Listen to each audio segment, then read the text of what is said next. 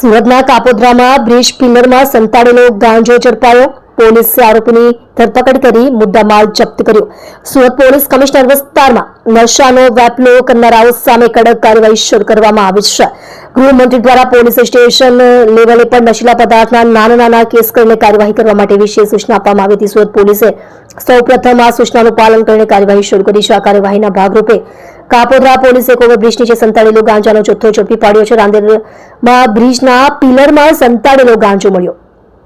કાપોદ્રા વિસ્તારમાં આવેલા ઓવરબ્રિજ નીચે પોલીસને બાતમી મળી હતી કે બ્રિજ નીચે પિલરની અંદરના ભાગમાં ગાંજાનું વેચાણ થાય છે. કાપોદ્રાના પીઆઈ સહિતની ટીમે ઓવરબ્રિજના પિલર પર તપાસ કરતા તેમાંથી 183 ગ્રામ વજનનો વનસ્પતિજન્ય માદક પદાર્થ ગાંજાનો જથ્થો મળી આવ્યો હતો. ગાંજો ભરવા માટે વપરાતી ખાલી પ્લાસ્ટિકની નાની ઝીપ બેગ, નાની પડીકીઓ નંગ 42 અને રોકડા ₹570 પણ મળી આવ્યા હતા. પોલીસે બચવા માટે પેડલરો ગાંજાનો જથ્થો બ્રિજના પિલરમાં સંતાડી રાખતા હતા અને નાની પડીકીઓ બનાવીને છૂટક વેચાણ કરતા હતા. સુરતમાં નશાનો વેપલો કરનાર સામે કાર્યવાહી.